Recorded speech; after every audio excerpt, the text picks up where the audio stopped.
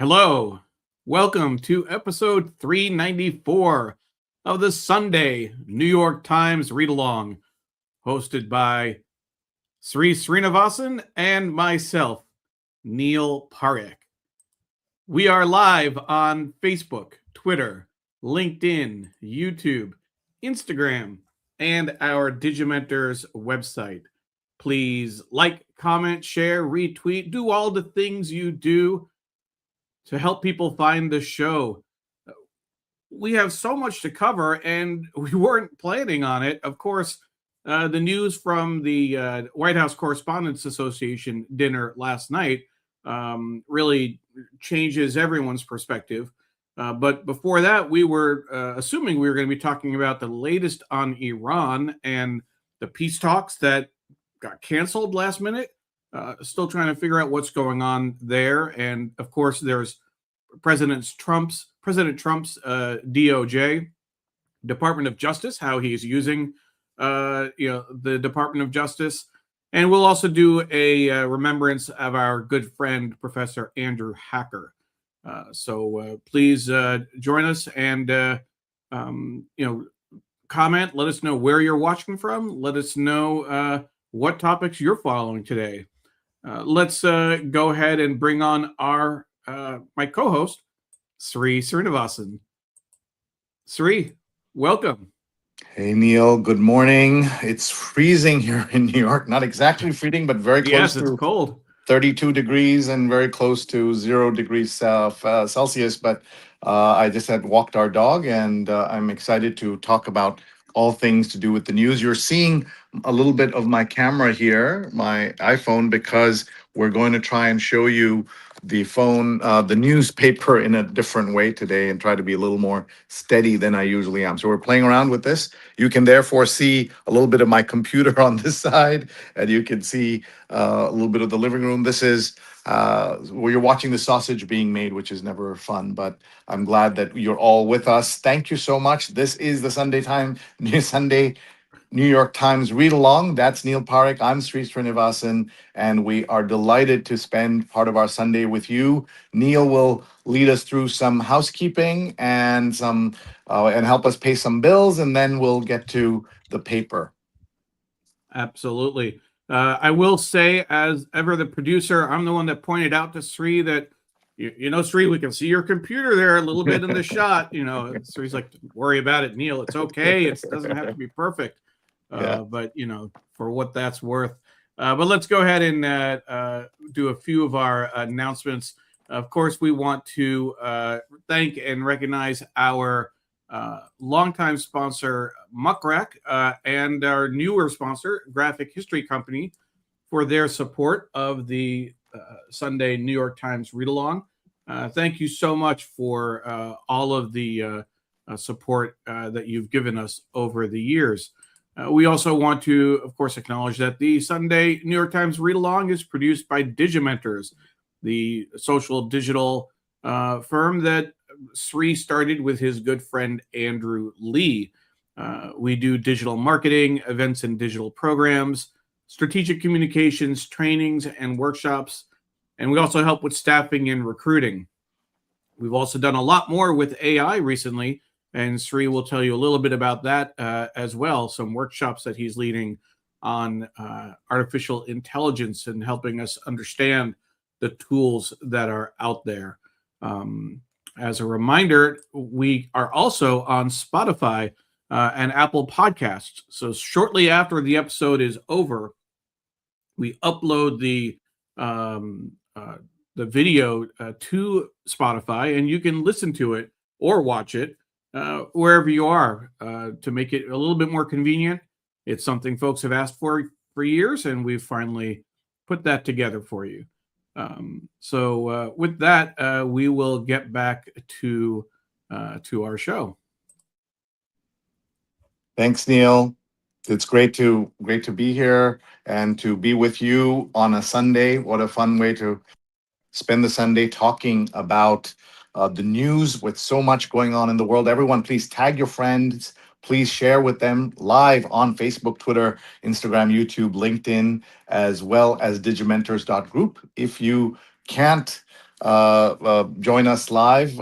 If your friends can't join us live, they can watch us later on all of these platforms. John says, greetings from the East Village. So you'll be happy to know that Rupa's book has arrived safely. Yes, I am. Thank you for subscribing, not subscribing, buying the book. It's now available in India at a shop, and they sell it. They send it to America at a store, from a store called Midland Books. She's Oh, still wow. working on getting a US publisher. So they do it. It's actually interesting, Neil. They do any book out of India for about $25 all in, which is, of course, the price that a hardcover book is in the Yeah. US. I was surprised. I knew that it had been released in India, and I didn't know, how John had gotten it from there. $25 for a book is not that bad when you think about it. Yeah, especially a hardcover book and all of that. So it's called The Jasmine Murders. For anyone watching in India, please get it. If you're in the US, you can find it at Midland Books in India, and you can have it shipped here. Let's see who else is watching. Miriam, good morning. I've signed in from Hell's Kitchen in New York City. Welcome. So we've got the village covered and Hell's Kitchen. And here is Fort Lauderdale Beach. Deborah Kerr is with us, a former guest and good friend. Ken is watching from Cedar Rapids, Iowa. Warmer here at 50 degrees. Normally, Iowa is colder. Diane Stefani is watching from Margate, New Jersey. Welcome, Diane. And Pradnya is watching from the Pediatric Academies meeting in Boston, hanging with brilliant pediatricians and neonatologists this morning. Please thank them all for their amazing work in this very crucial time when we have the establishment, the healthcare establishment in this country is run by a person who should not be anywhere near anyone's healthcare, including his own. And he's instead running healthcare for the entire nation. It's absolutely ridiculous. It's one of the things that, Sri, when we were watching the and doing what we could with the elections in 2024, we knew that RFK Jr. was likely going to get a prominent role in the next administration. And as crazy as we knew that Trump was, we thought that maybe knowing that RFK Jr. was going to get a role would help convince people not to vote for him. And obviously that did not come to pass. Yeah, it was interesting to watch the grilling he got from two Senate committees this week, and just the way he speaks, the way he sounds because of his own health issues and the worm in his brain and everything else. That he is so problematic. But the MAGA base just wanted a change, and that also affected others as well. And the fact is that America's healthcare system is broken. And when somebody comes along and says, we'll make America healthy again, that resonates. That has an impact. And that's why we're seeing that. Mary C. Curtis is with us.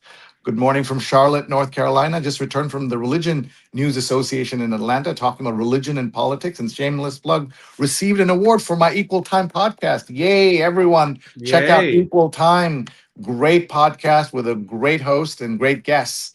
And Mary, we're so happy for you. Mary was with us live in 2024, that November, over the 3-day period, probably 6, 7, 8 hours of live coverage. And here we are, Mary. They didn't listen to us. Grace Absolutely. and greetings from New York, Patricia. Yeah. Our friend Patricia Freudenberg. And John said that he thinks he's subscribed to the Sri Substack as well. Sri, what's on tap for your Substack? Yeah, What's thank coming you. up?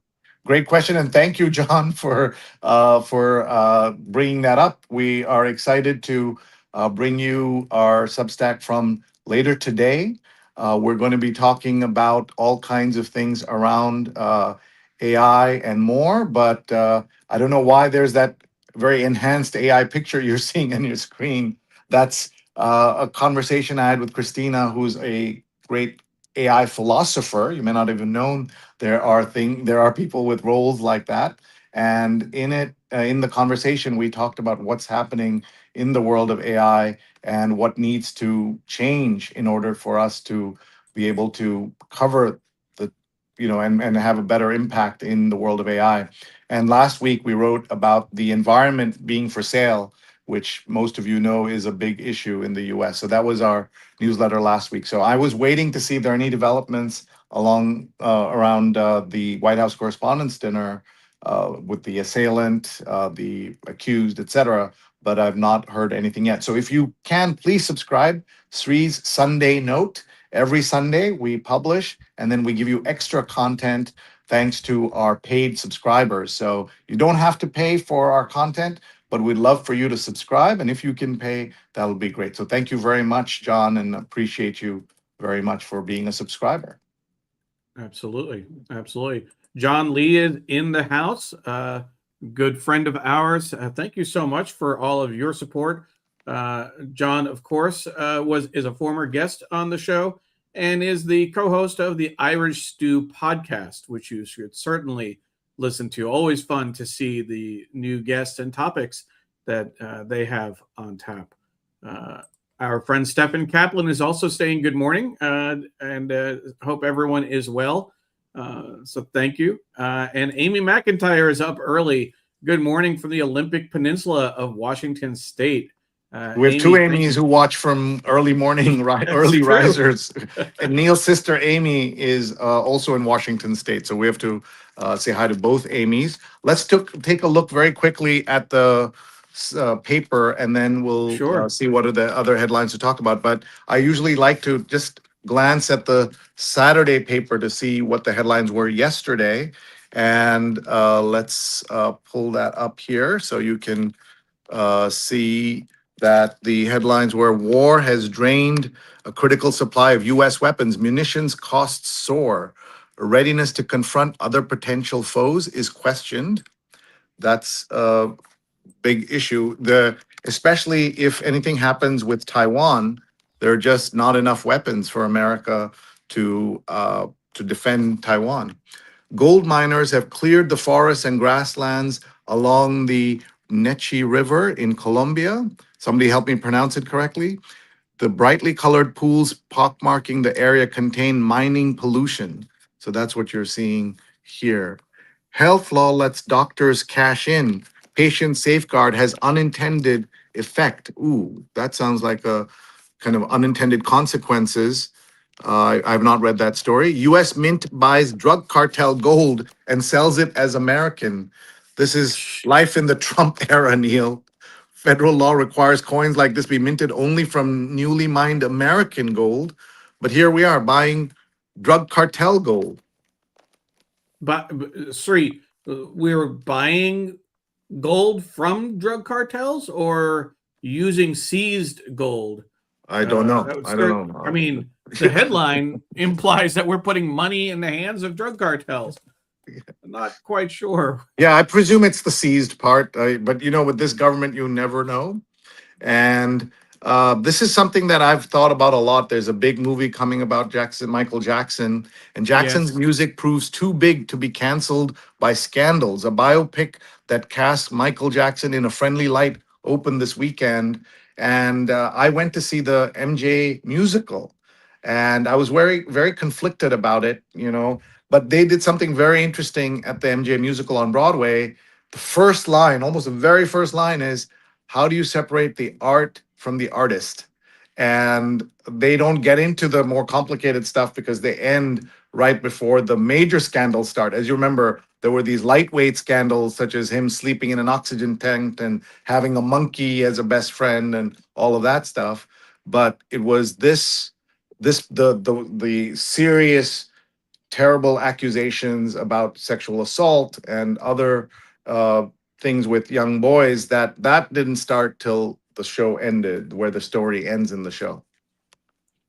Sri, one of the headlines I saw was that there is a family that had been close to Michael Jackson for a number of years, and that they had actually defended his name against these allegations until recently. They've actually, I think they filed a lawsuit alleging Here it is. A long-time sexual abuse. That's right on cue. Jackson's second family files abuse suit. Go ahead and read that subhead. I can't read that from here. The Cascio siblings, who once vouched for Michael Jackson, now say they sexually assaulted him.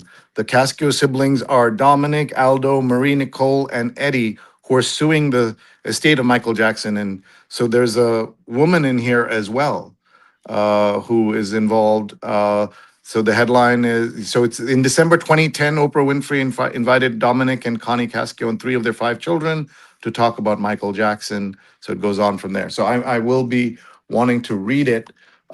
Neil, how do you wrestle not just with Michael Jackson, but with anyone who has done amazing work that's art of some kind, whether it's music in Michael Jackson or Woody Allen and his classic films about New York? How do you approach that?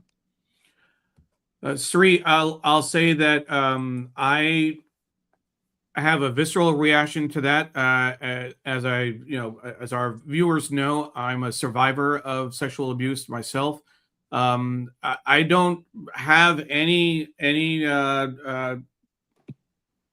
quarter, any tolerance for that in terms of the art being more important, etc. If you go down the list, Bill Cosby, I think, comes to mind as the number one example.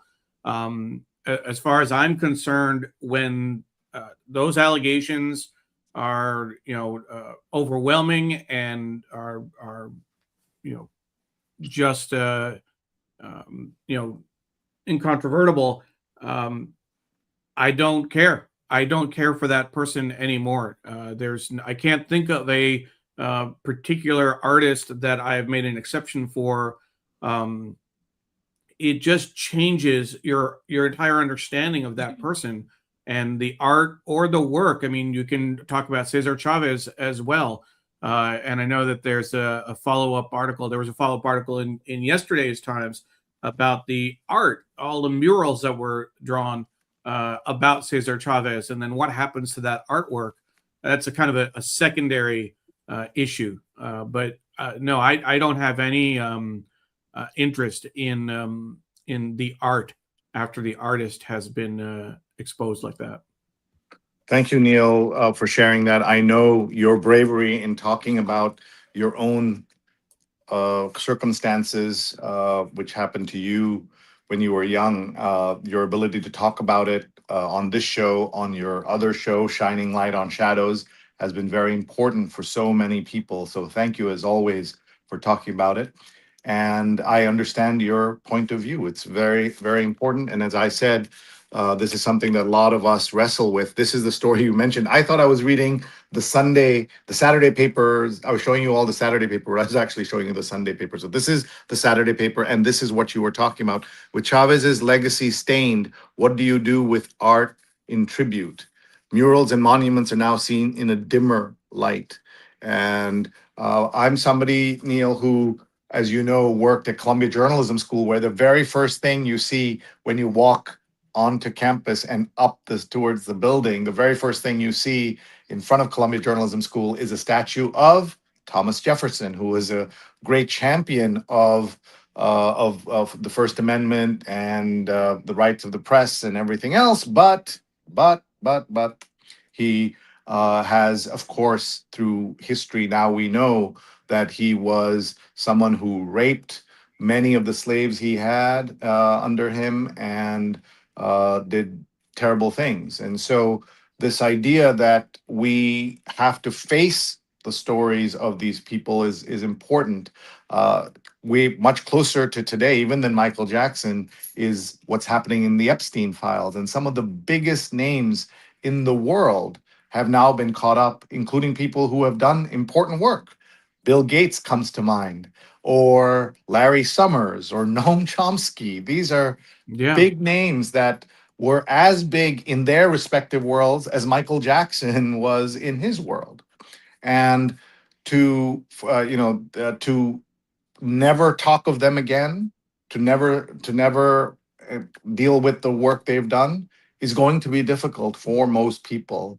But from the point of view of those who have survived sexual assault and rape and other situations, horrendous, terrible situations, it's difficult to even imagine people talking about it.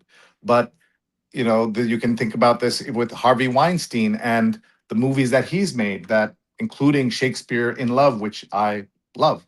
What do I do with that film? So this is an important moment for us as we look at the world and see these folks who are playing outsized roles in our lives. And maybe that's the beginning point where maybe we shouldn't make these people to be heroes to begin with. I think that one thing to consider, Sri, as you bring up some excellent examples, that we have to have a way of understanding where we draw that line. For example, Bill Gates, I think that there's the association with Epstein. There are the questions about his role.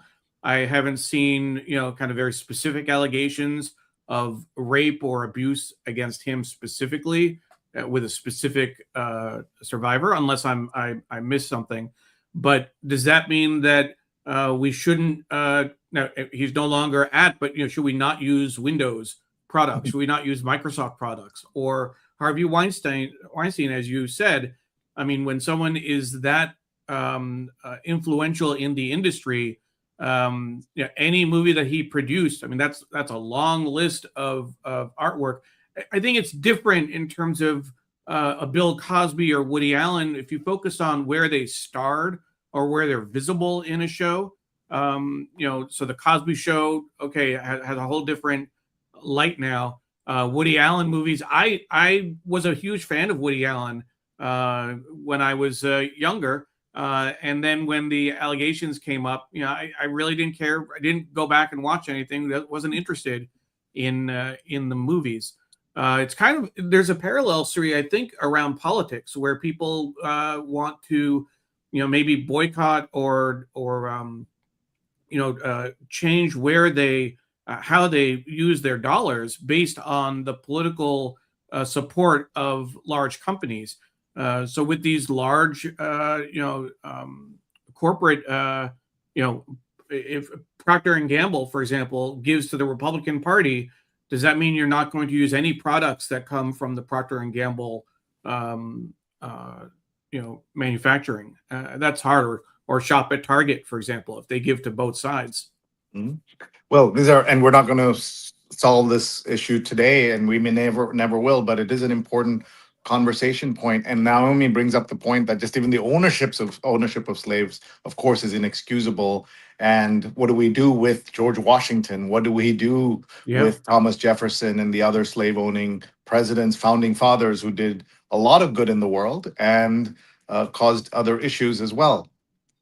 Alexander Hamilton did not own slaves. Right. I'll just and that's one of the reasons why schools and parents and kids embraced the musical so much. I was surprised, Neil, to learn that 10 years later, a friend's 10-year-old is as obsessed with Hamilton as my children were when they were, when they were 12, 10 years ago, when Hamilton was at its peak in 2016. I figured, after all of these years, and there's been some controversy about some of the storytelling, etc., that it wouldn't last. But because of Disney Plus, they run the show all the time on there, so you can watch it at any time you want. So kids are still very much interested in that. And since you mentioned Bill Gates, or I mentioned that you mentioned, there is writing, in writing, there's emails from Bill Gates to Jeffrey Epstein that I'm going to paraphrase, that are saying something like, because of one of your girls, Jeffrey, I gave Melinda a venereal disease, and and I now, how do I treat her without her knowing? What medicines can I give her without her knowing? That's right. That itself is criminal assault, physical assault on giving medicines to someone without their knowing for whatever reason. Especially an adult, you don't treat your you don't decide to play doctor when you're the world's richest man writing to Jeffrey Epstein. So even the circumstances around it are so stupid, but that this would happen and that he would even contemplate that is a major issue for me and for so many other people as well. But let's keep going, otherwise we will get stuck on this. and we should talk about other things. Naomi is watching from Rhode Island. Thank you. Tumultuous DC is where Debbie is Yes. watching, and a chance for you to say hi to one Sudha Parekh. Sudha Parekh says, "Good morning from Hastings on Hudson. Pleasure to have you join us this week, Sudha. It's always great to have loyal viewers. Anyone who's not familiar, new viewers, that's my mom right there on this side. That's my mom watching. My mom watches almost every week, and thank you. I do call her outside of Sundays. I don't want anyone to think that this is the only time we interact. We have a better relationship than that. I'll just leave it there. And to everyone who is lucky enough to have a mom or a dad or both with us, please call them every week, every day. Call them now or watch afterwards, because it's too important. When you a couple times a week, when you lose the opportunity, you'll never get it back, as you can imagine. And I've lived through that, so I know. The Irish 2 podcast says, thank you, Neil, for saying good things about the podcast. And here's Ron Thomas watching from Verona. Ron, you're here. Let's meet. Ron's usually in Dubai, but he is here now. A little later, we will be talking Claudia. about Andrew Hacker. Neil, over to you. No, thank you, Sri. I was not actually looking ahead at the comments, so that came up as a surprise to me. Claudia, thank you so much for joining us. We are going to be talking about Andrew Hacker, our very good friend. Here is the picture from the New York Times obit, the story. For those of you who may have missed the news, Andrew Hacker, a former 2-time guest on the show, passed away earlier this week. Claudia is his beloved wife, former guest on the show as well. And I saw some of the posts that Claudia was sharing this week as Andrew's health took that last turn for the worst. And we have so many fond memories of our conversations with Andrew about the election, the predictions. This goes back to the first for the 2020. Was it the 2020 elections, Sri? 2020 elections, where I was very skeptical on camera with Andrew. He said that Trump would lose. He said that whenever we met, might have been July, August, when I was of 2020. And he said he will definitely lose. And I was skeptical on camera. We'll pull up a clip for next week. So tell us what you have in store for next week. Yeah, so Claudia will be joining us next week for a tribute to Andrew. She'll join us at the top of the show, and we'll share a few memories. We'll talk about their relationship just a little bit. And I still think the story about how they met is fascinating. But we'll also talk a little bit about some of the times where they actually disagreed. Sri, they didn't, as any good couple, they have differences of opinion. So she'll share a little bit about that. And she's also planning, Sri, a memorial service in Manhattan. I believe May 28th is the date that she settled on at the Ethical Culture School. So we will share details about that as well. But again, for those who may have missed, please. No. So for those of you who missed, our friend Andrew Hacker has passed away, age 96. The obit subhead is, in a host of books and articles as a political scientist, he attacked ideas on the battle of the sexes, usefulness of high school math, and other subjects.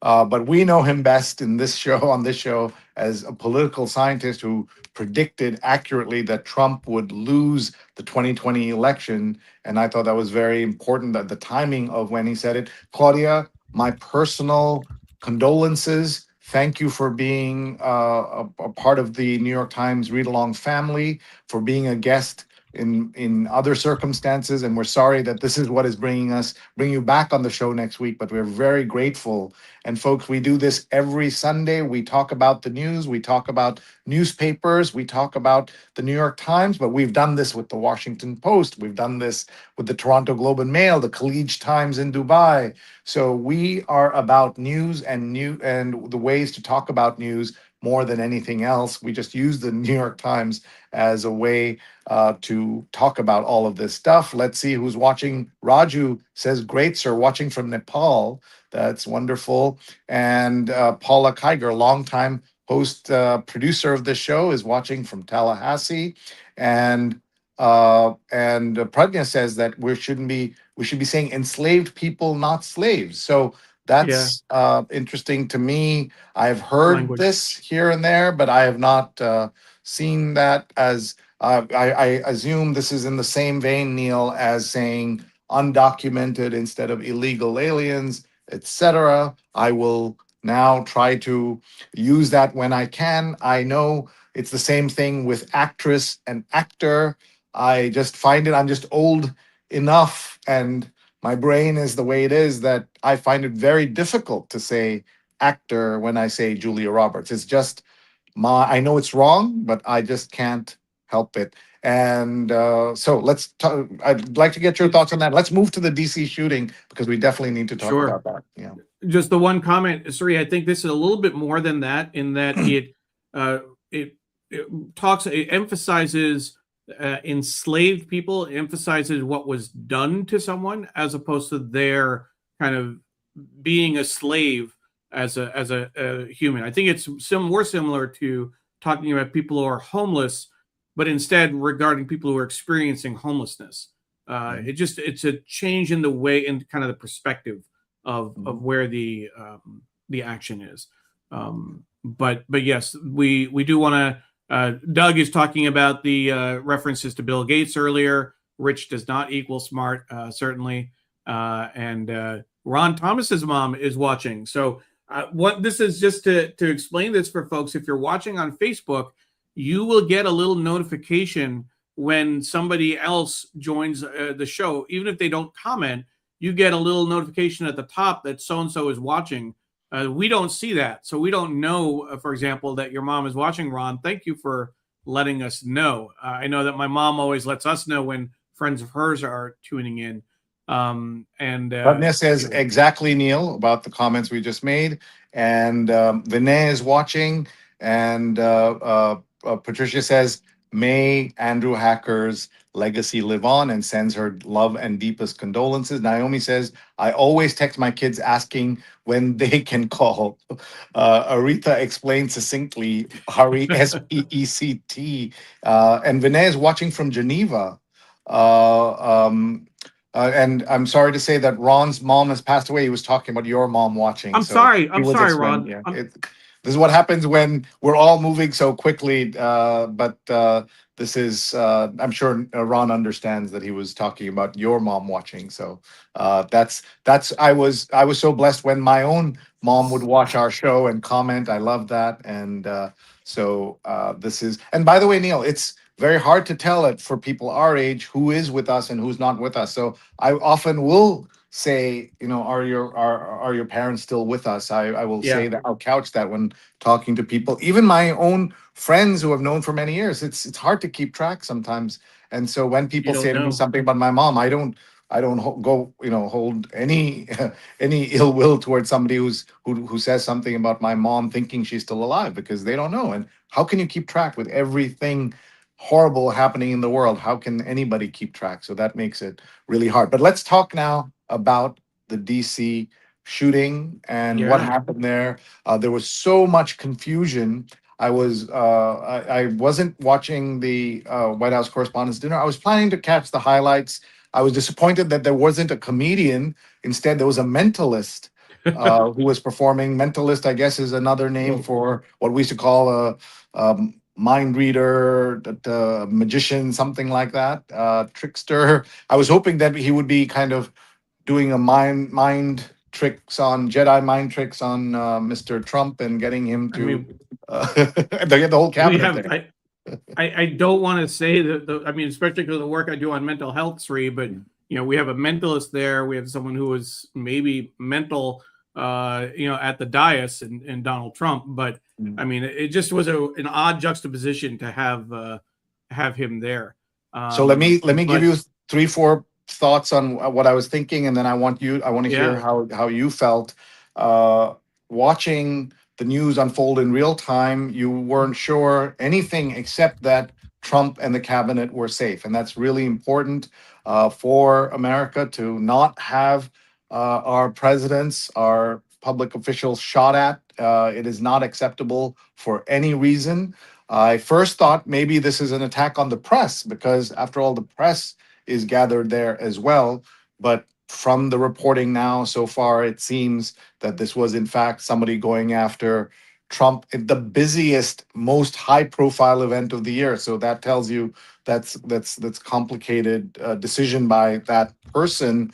Other thoughts: watching a Kennedy being dragged away from a assassination attempt, RFK Jr., for all his issues, the fact that his father, his uncle, were among the most prominent and most influential people ever to be assassinated, to have that trauma in that family is certainly something that came to my mind. Also, the fact that we learned that there was no metal screenings or magnetometers to get into the hotel. There was to get into the ballroom, but to get into the hotel, there was no such impediment, which is crazy. In India, even in smaller towns, every hotel makes you go through bag screening as well as they either wand you down or go through a magnetometer or both. And they didn't do any of that for this hotel. Is ridiculous. And Neil, you and I have been in Mumbai, where we had to, every time we come in and out, even though the people know us, you have to take off your, everything, put it aside. It's not like TSA screening, but it's certainly better than nothing at all. So all of that was going through my mind. How about you, Neil? yeah, it was really interesting. I had been I had been hadn't been paying attention to the White House Correspondents' Dinner. I remember seeing some headline about some alternate dinner, or some comedian doing something. I can't remember what that was. But then I did see this post from our good friend Steve Herman, who is a former White House correspondent, and saying that I decided to skip attending the White House Correspondents Association dinner. Although with President Trump, it should be interesting. I'll watch on C-SPAN. And this was, posted, earlier in the evening. I think around 6, 7, maybe 8 o'clock, 7 o'clock in the evening. And obviously things went, and we saw messages back and forth in some of the WhatsApp groups that we're in, where people didn't know what was going on. There was just chaos, and there was the reporting was unclear.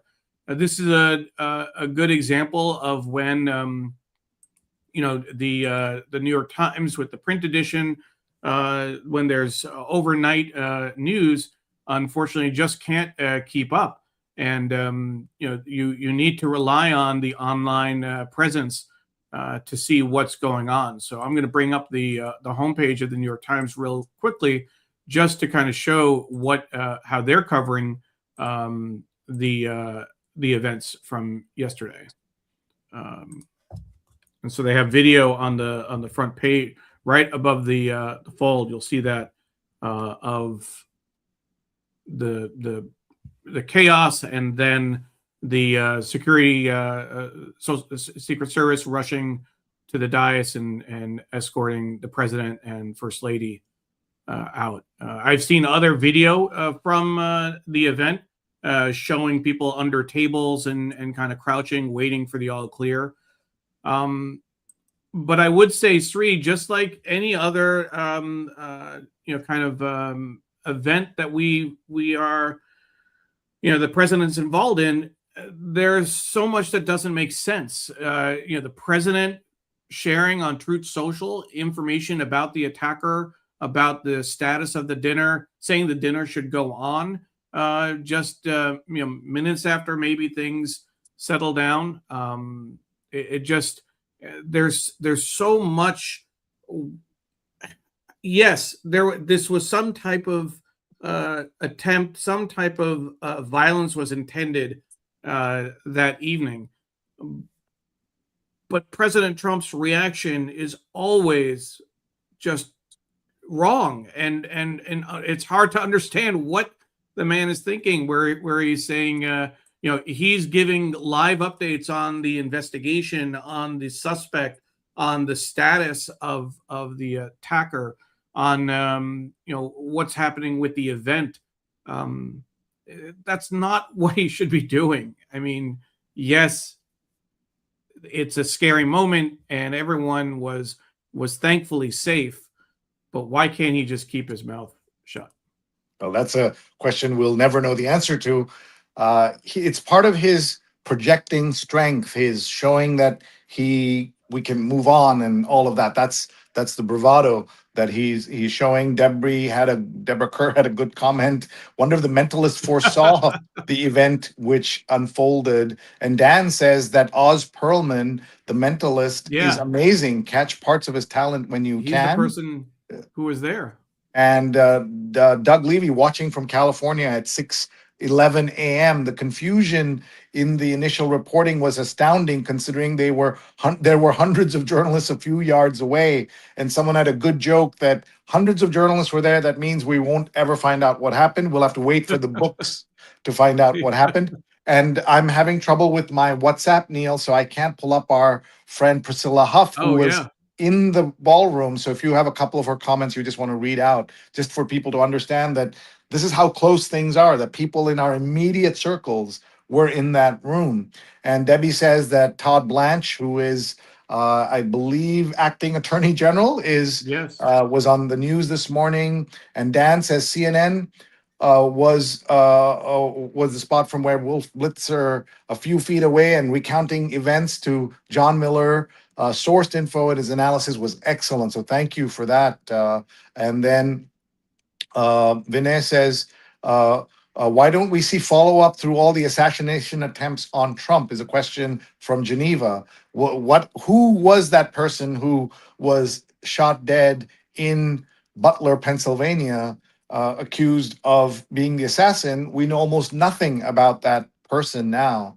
And the person who was arrested on a golf course, he didn't pull the trigger, but that is also an example. Mary says, not on the shooting, but the concept of journalists mingling with the folks they cover encourages a closeness that reminds me of why Watergate story was broken by a Metro reporter and a Virginia suburban reporter, and not by an insider White House reporter. Excellent comment there from Mary, who knows DC so well. My former colleague and boss at Columbia Journalism School, Nick Lemon, was the New Yorker's Washington correspondent, and he got scoops and stories that others didn't. You know why, Neil? Because he didn't live in Washington. He lived in Pelham, New York, would go down on Tuesday, and go down on Monday or Tuesday, spend a couple of days, talk to people, and come back and write.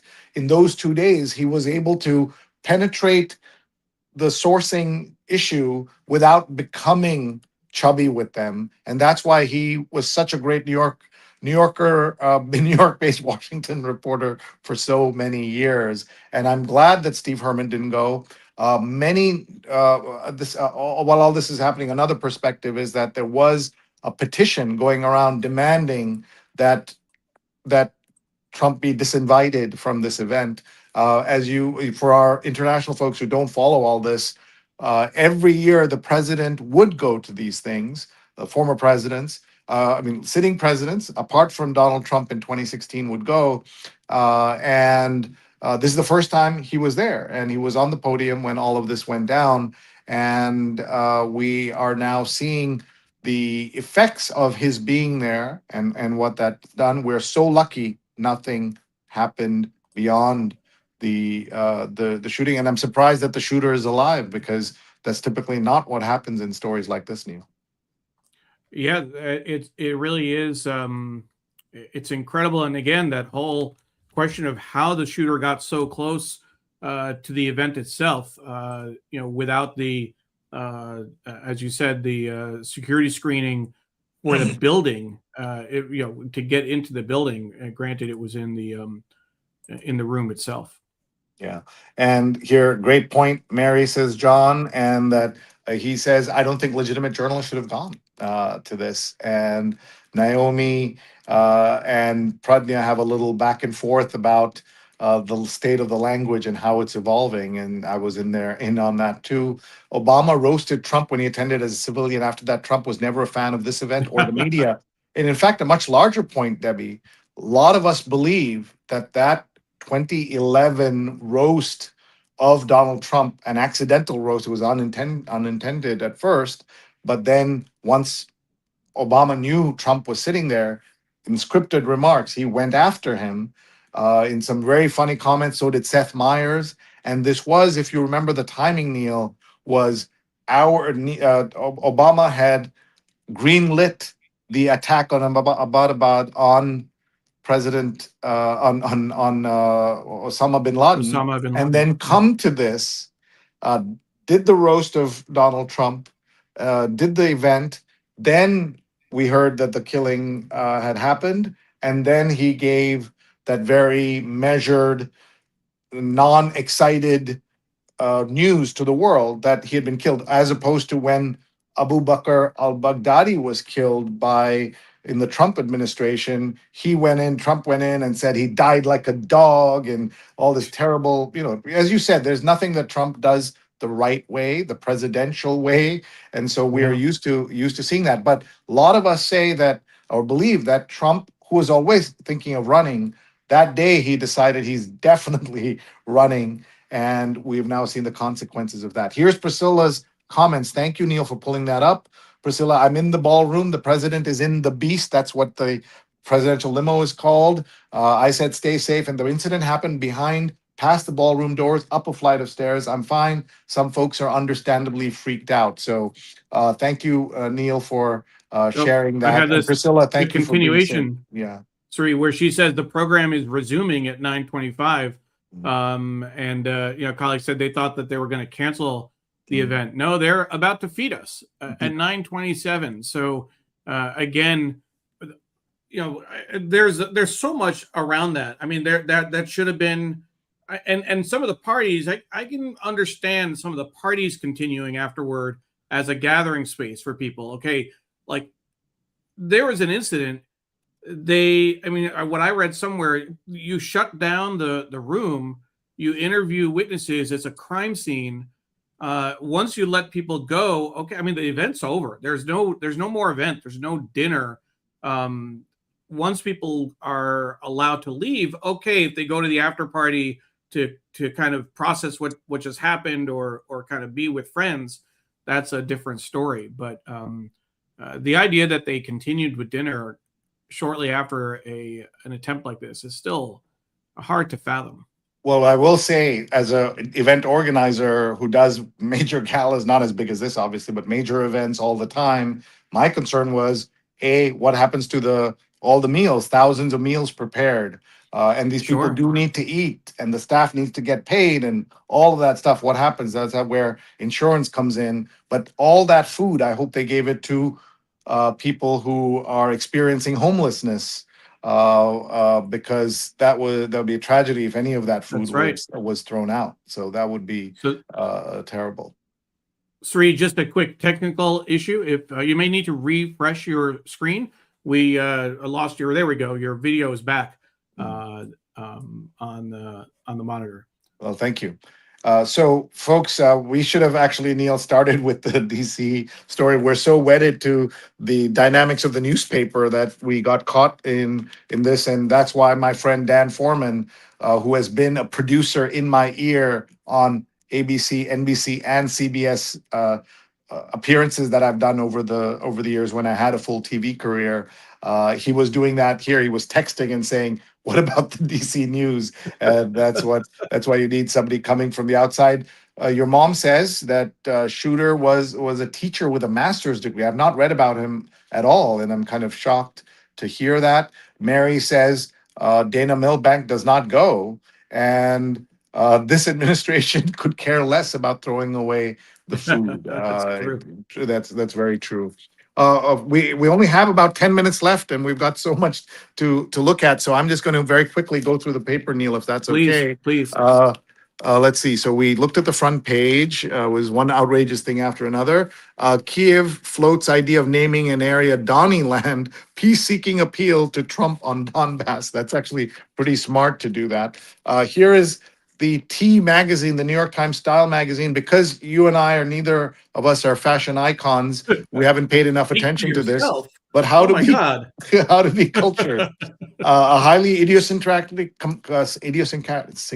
compendium of what you need to know right now, chosen by experts and starring our hosts Greta Lee, Barry Keoghan, and Jeffrey White. Jeffrey, I know, but these other people I don't know. A guide to planning your wedding.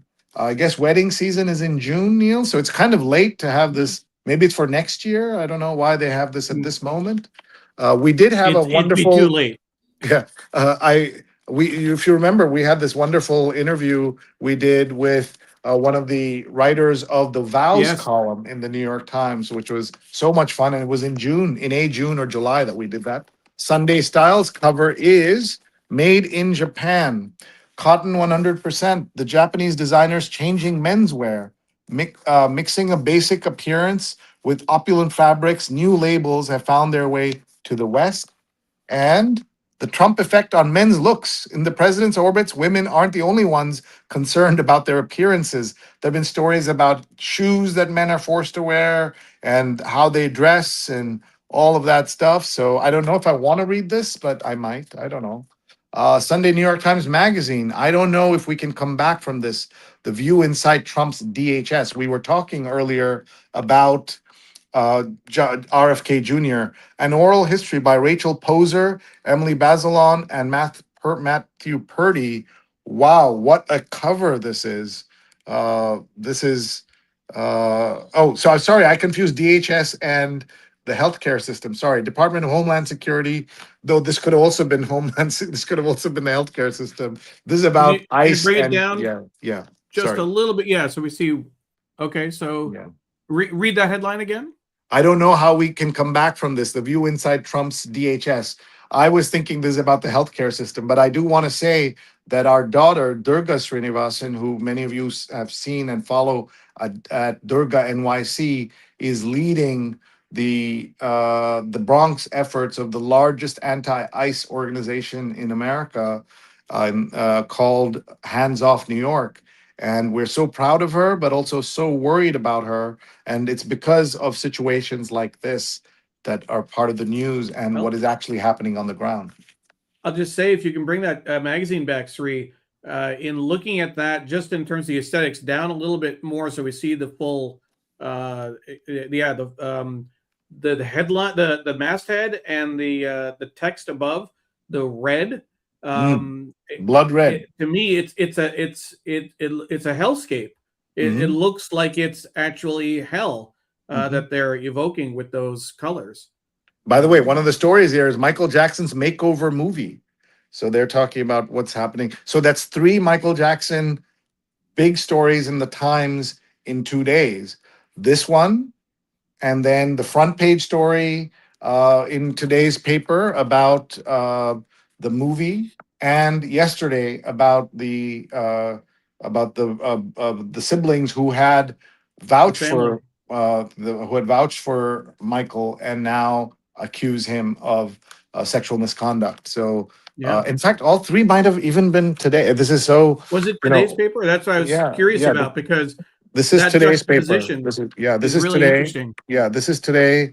And then I'm not sure. Oh, the brothers or the siblings were yesterday's paper. So 3 Okay. Michael Jackson stories in major front pages today, or is front page sections today and yesterday. The book review cover, speaking of musical legends, Fab Five, where the music had to go, John Windolph traces the influence of that Bob Dylan and the Beatles had on each other and on rock and roll. Wow, never thought about what's that. on the top and there half? he is. What?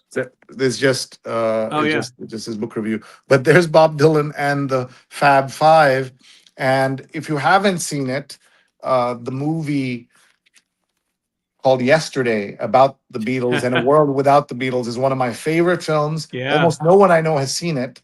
But those of us who have seen it Oh, have I seen it love it. multiple times. Yeah, you love it. So I see, I didn't Yeah. even know you've seen it, but most people in all the biopics that came out, remember there was a rush of biopics. There was Bruce Springsteen Yeah. Yeah. and Yeah. then Yeah. Elton John and Queen, all of those Queen before movies. that. Yeah. This was lost in that mix. Sunday Opinion. Why can't more Democrats talk like Graham Plantner? He's a veteran running in Maine. End forever war, slash the Pentagon budget, bring American troops home from the Middle East. Those are his demands. He's running against the deplorable Susan Collins, who sometimes is not so deplorable, but she's the one who always draws the line and then crosses it herself before Trump can cross it. Didn't we have a presidential candidate say that we should end the wars in the Middle East and bring everyone home? I'm trying to remember. Yes, these It two was just a points. couple of years ago. These 2 points for sure.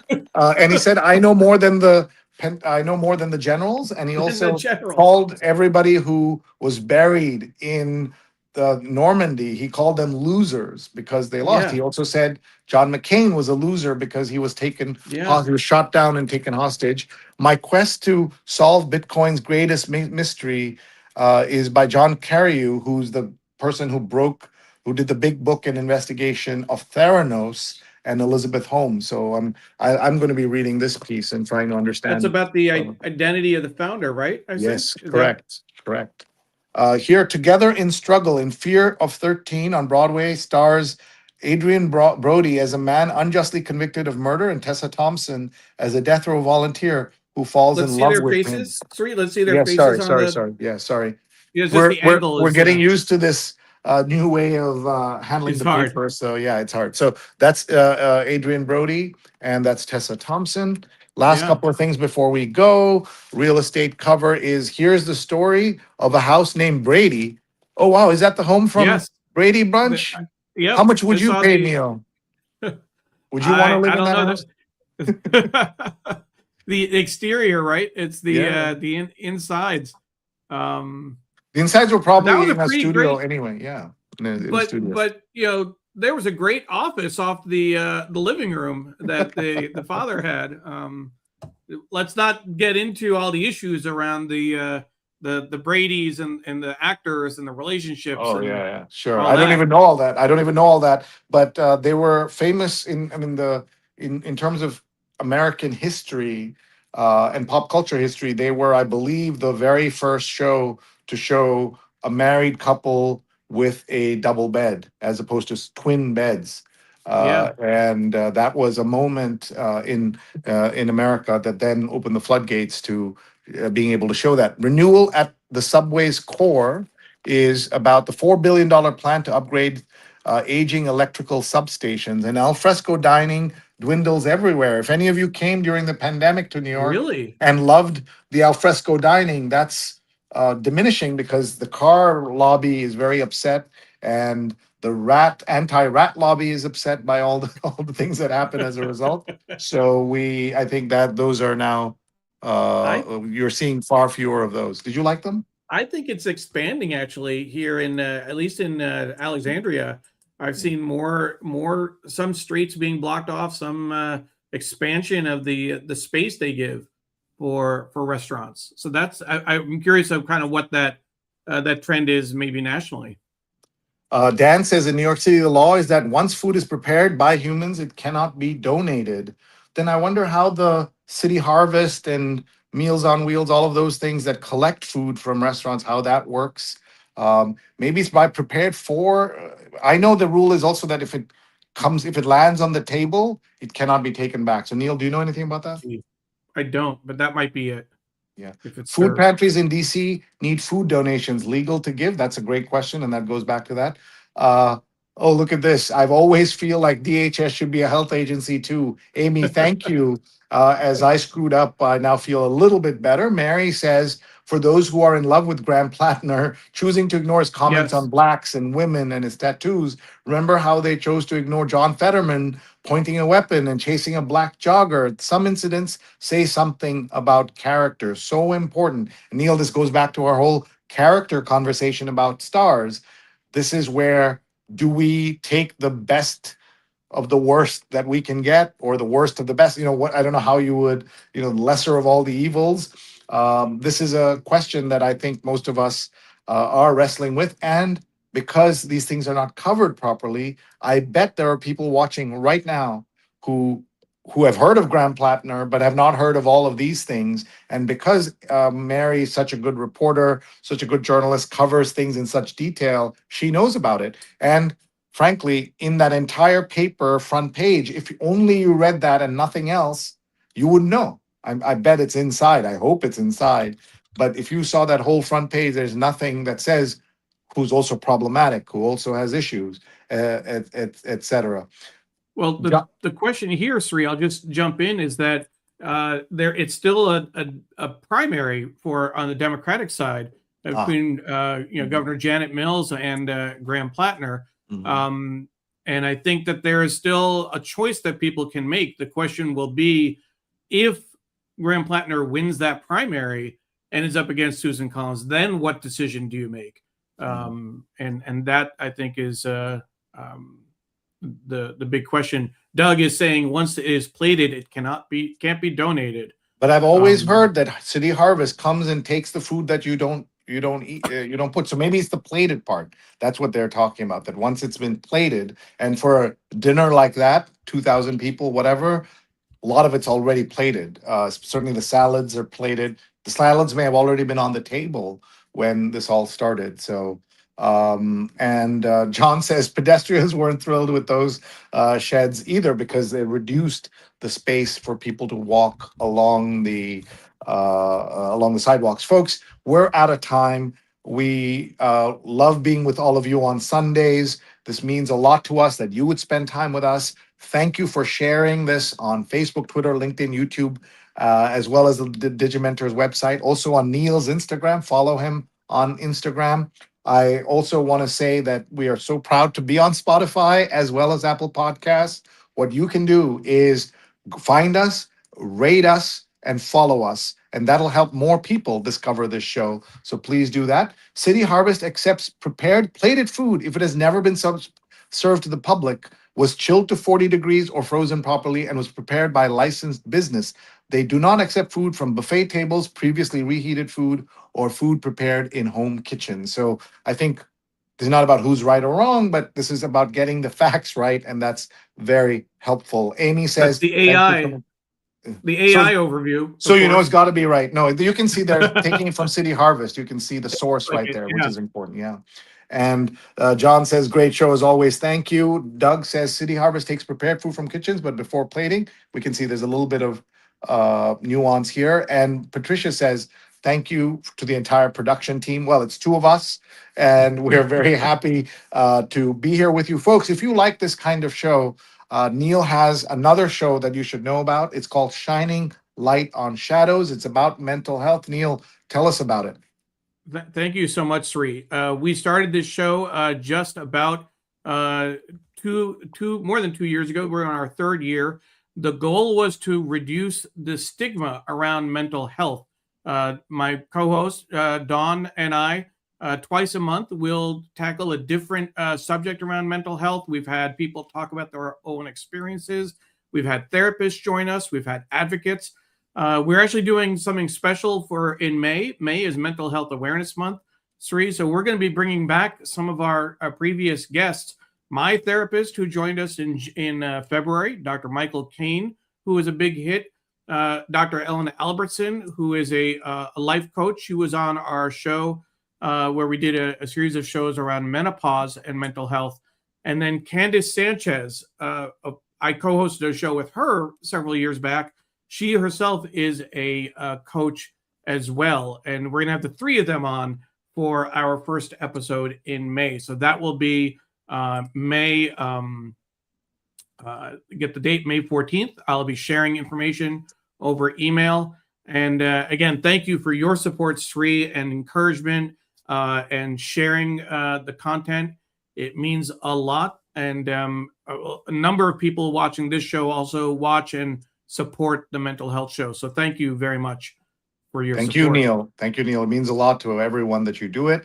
Want to tell others, if you'd like a show like this or an audio podcast or anything else, please contact Digimentors. Write to Neil at digimentors.group and CC me, Sri at digimentors.group. Also write to Neil to ask to be on our mailing list so that once a week he'll update you on what's coming up on the show. We also have some great giveaways that we're able to do from the New York Times, PDFs that are available nowhere else in the world. And you can find them on digimentors.group, the New York Times Read Along. Look for that tab and check that out. We are so grateful to everyone who tunes in now or later. And we will be back next Sunday with more news and more discussion around all things media, but focused on the New York Times and its coverage.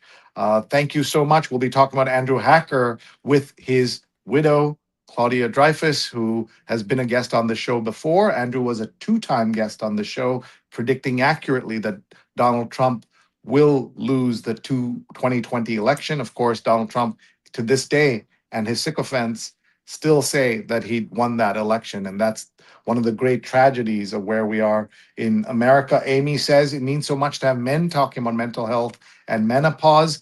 And you should know, Amy, that it's even rarer for Indian, South Asian men of color to talk about mental health. And the fact that Neil is doing it is very important and working with Dawn to do that. So thank you very much, everybody. Hope you'll check out my Substack, which will have a new newsletter later today, and follow both of us on our various platforms. Thank you, everyone. Goodbye. Thank you.